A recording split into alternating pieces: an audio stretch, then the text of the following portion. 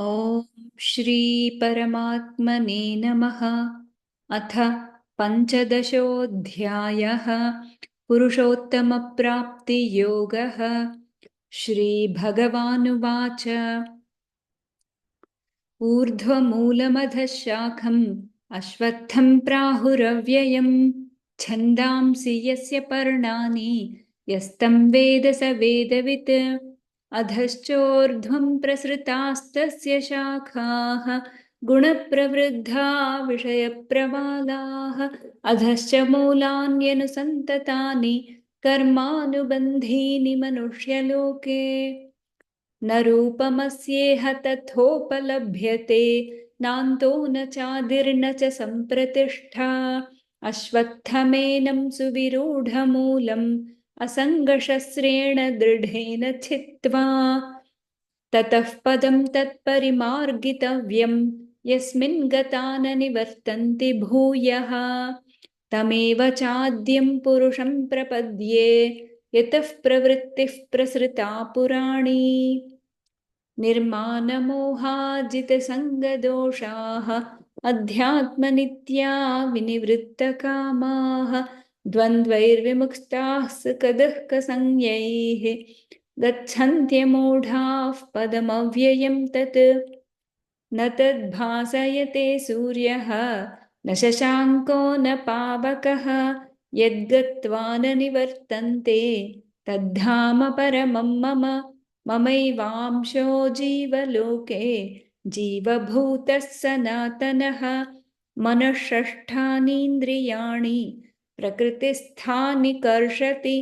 शरीरं यदवाप्नोति यच्चाप्युत्क्रामतीश्वरः गृहीत्वैतानि संयाति वायुर्गन्धानि वाशयात् श्रोत्रं चक्षुस्पर्शनं च रसनं घ्राणमेव च अधिष्ठाय मनश्चायं विषयानुपसेवते उत्क्रामन्तं स्थितं वापि भुञ्जानं वा गुणान्वितं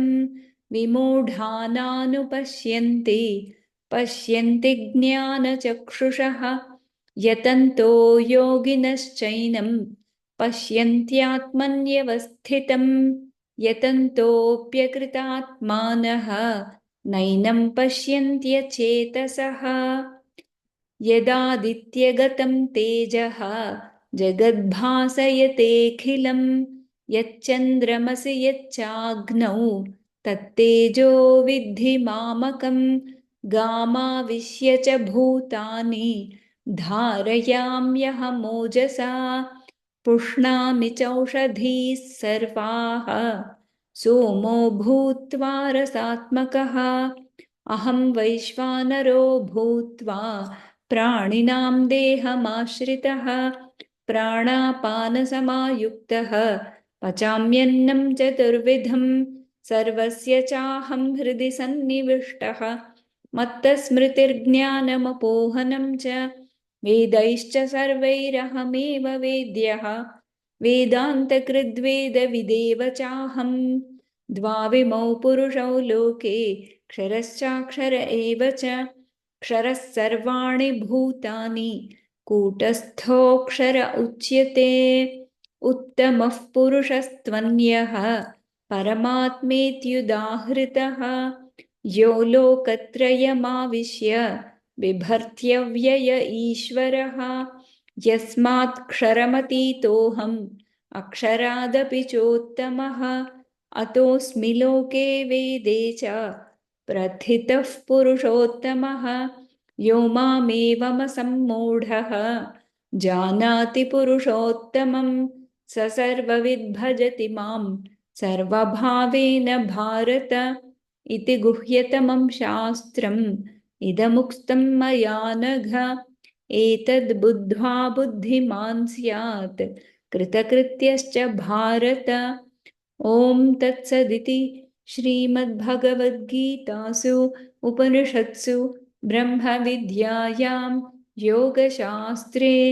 श्रीकृष्णार्जुनसंवादे पुरुषोत्तमप्राप्तियोगो नाम पञ्चदशोऽध्यायः। हरिः ओम्।